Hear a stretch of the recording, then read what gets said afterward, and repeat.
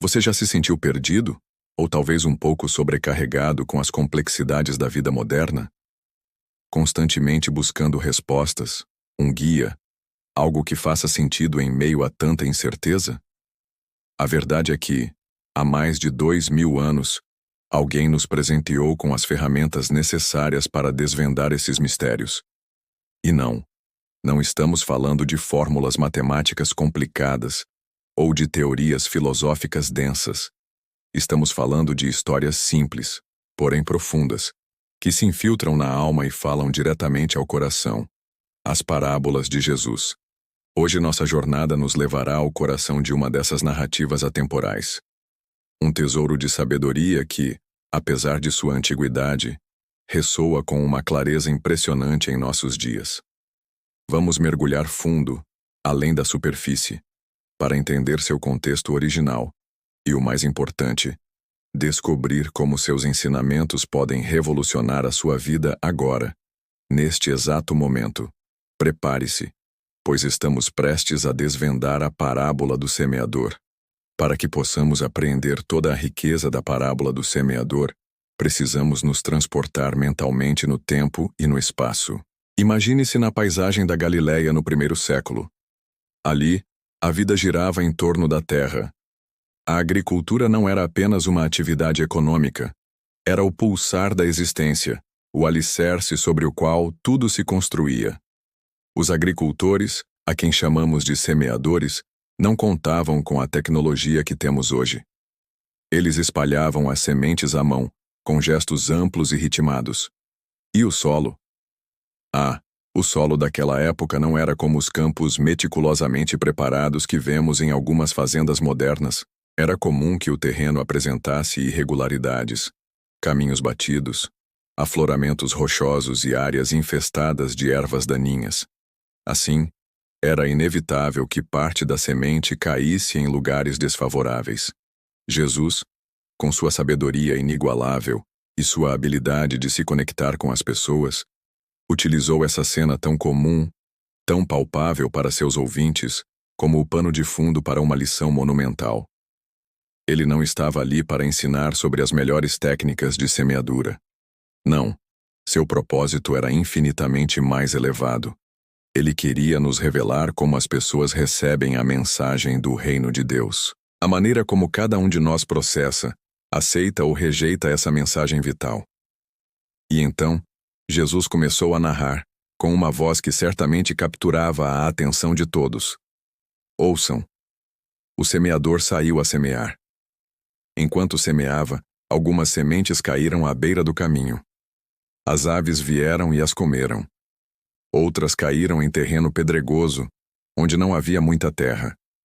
Brotaram rapidamente, porque a terra não era profunda. Mas, ao nascer do sol, as plantas se queimaram e secaram, por não terem raiz. Outras sementes caíram entre os espinhos, que cresceram e sufocaram as plantas, de forma que elas não produziram grãos.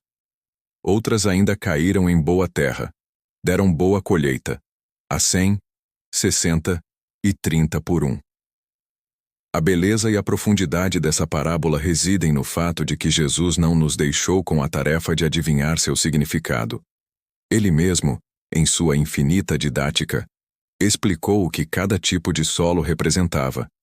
E é neste ponto que a parábola se transforma em um espelho, um poderoso instrumento de autoavaliação para cada um de nós. Ela nos convida a olhar para dentro e perguntar: que tipo de solo tenho sido eu? Vamos analisar cada um desses solos e descobrir onde nos encaixamos e, mais importante, onde podemos melhorar. O primeiro cenário é o da semente que caiu à beira do caminho.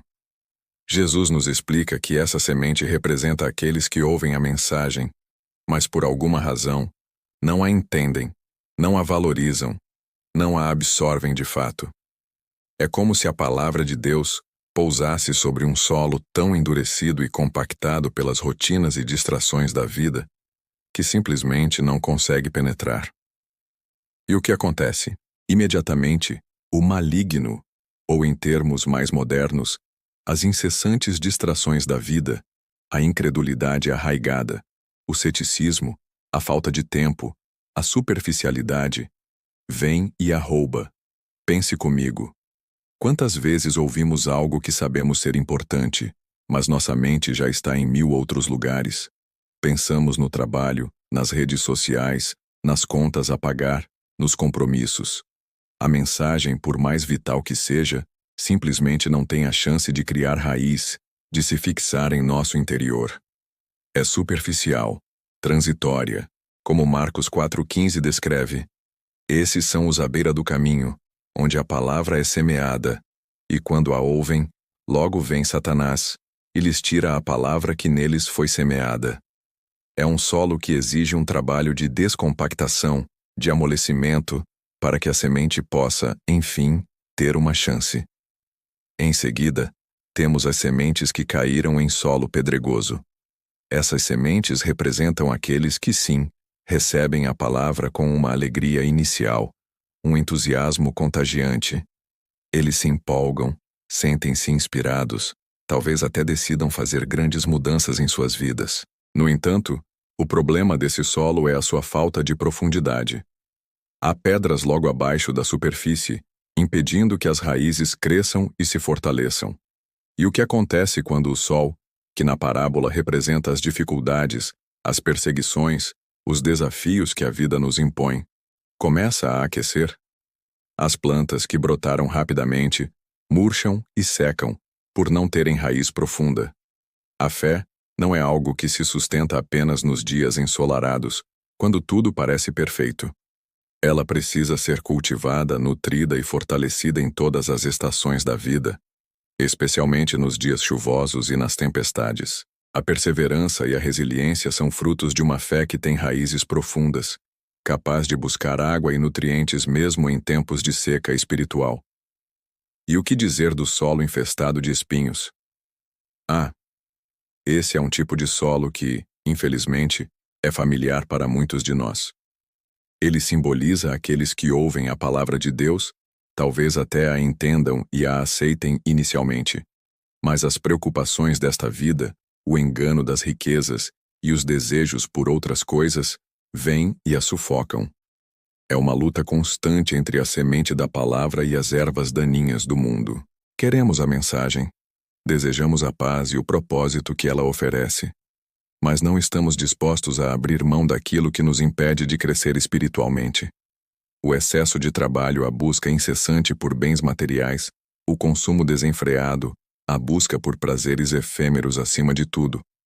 Tudo isso, se não for controlado, pode sufocar a semente da fé, impedindo-a de florescer e de produzir frutos. A Bíblia é clara ao nos alertar sobre os perigos das riquezas e das preocupações mundanas, pois elas podem facilmente desviar nosso foco do que é verdadeiramente eterno e significativo. Finalmente, chegamos ao bom solo. Este é o ideal, a aspiração de cada um de nós. O bom solo representa aqueles que ouvem a palavra de Deus, a aceitam de coração aberto, a entendem, a valorizam e, como resultado, produzem frutos abundantes. Frutos de caráter, de serviço ao próximo, de amor genuíno, de paciência, de bondade, de domínio próprio. Não significa que a vida nesse solo seja isenta de desafios ou de provações. Longe disso. Mas significa que a mensagem de Jesus está profundamente enraizada, crescendo e impactando cada área da vida do indivíduo. É um solo que foi trabalhado, adubado, cuidado com diligência e dedicação. É um solo que reflete uma disposição para aprender, para crescer, para aplicar os ensinamentos divinos no dia a dia. É o solo onde a semente da fé prospera e cumpre seu propósito máximo: produzir uma colheita que excede todas as expectativas, a 100, 60 e 30 por 1. A parábola do semeador é muito mais do que uma simples história. Ela é um convite poderoso à autoavaliação profunda. Ela nos força a olhar para dentro e a perguntar com honestidade brutal: que tipo de solo eu tenho sido até agora? Mas e aqui reside a boa notícia, a esperança transformadora. Nosso solo não é fixo. Não somos condenados a permanecer como um caminho endurecido ou um terreno pedregoso. Temos o poder, com a ajuda divina, de transformar nosso solo, de remover as pedras e arrancar os espinhos, tornando-o fértil e produtivo. Como podemos fazer isso na prática, em nossa vida moderna e agitada? Em primeiro lugar, precisamos buscar menos distrações e mais foco. Em um mundo inundado por informações e estímulos constantes, é fundamental aprender a desligar as notificações, a silenciar o ruído. Reserve um tempo diário, mesmo que sejam apenas alguns minutos para a reflexão, para a leitura da Bíblia, para a oração. Permita que a palavra de Deus penetre sua mente e seu coração, que ela seja mais do que apenas letras impressas, mas uma voz viva que te guia. Em segundo lugar, busque profundidade, não superficialidade. Não basta apenas ouvir passivamente. Busque entender, questionar, de forma respeitosa e sincera, aprofundar sua fé. Participe de estudos bíblicos. Converse com pessoas que possam te ajudar a crescer espiritualmente. A fé verdadeira não é baseada em um entusiasmo passageiro, mas em uma convicção sólida que resiste às tempestades. A resiliência, essa capacidade de se levantar após cada queda, vem da profundidade das suas raízes espirituais. Em terceiro lugar, é crucial estabelecer prioridades claras. Honestamente, analise o que tem sufocado sua paz interior, sua fé, seu relacionamento com Deus. São as preocupações financeiras excessivas? A busca incessante por prazeres efêmeros que nunca realmente satisfazem? O sucesso profissional a qualquer custo, mesmo que isso signifique sacrificar sua saúde ou seus valores? Reavalie suas prioridades e peça a Deus para te ajudar a colocar Ele em primeiro lugar, a confiar nele em todas as suas ansiedades. Lembre-se do que Jesus disse em Mateus 6,33. Busquem, pois, em primeiro lugar o reino de Deus e a sua justiça, e todas essas coisas lhes serão acrescentadas. E, finalmente, cultive o bom solo continuamente. Esteja sempre aberto para aprender, para crescer, para ser discipulado e para discipular. Participe ativamente de uma comunidade de fé, onde você possa compartilhar suas dúvidas, celebrar suas vitórias e ser amparado nos momentos difíceis. Viva a sua fé no dia a dia, aplicando os ensinamentos bíblicos em suas decisões, em suas atitudes, em seus relacionamentos. Não se contente com a estagnação. A vida espiritual é um processo contínuo de crescimento e transformação. As parábolas de Jesus são verdadeiros faróis que nos guiam em um mundo complexo e muitas vezes confuso. A parábola do semeador, em particular, nos oferece uma verdade simples, mas profundamente impactante. A qualidade do nosso solo espiritual determina a colheita que teremos em nossa vida. É uma parábola que nos desafia a olhar para dentro e a assumir a responsabilidade por como recebemos e cultivamos a palavra de Deus. Que hoje, neste exato momento, você decida ser um bom solo, um solo fértil, preparado, cultivado com carinho e diligência. Um solo capaz de produzir frutos abundantes, frutos de amor, alegria, paz, paciência, amabilidade, bondade, fidelidade, mansidão e domínio próprio. Frutos que não só glorificam a Deus, mas que também abençoam a vida de todos ao seu redor. Lembre-se das palavras de Mateus 13:23, que ecoam como uma promessa para aqueles que escolhem o bom solo. Mas aquele que foi semeado em boa terra é o que ouve e compreende a palavra. Este certamente frutifica e produz a 100, 60 e 30 por 1. Que sua vida seja um campo fértil, transbordando da colheita que Deus tem para você.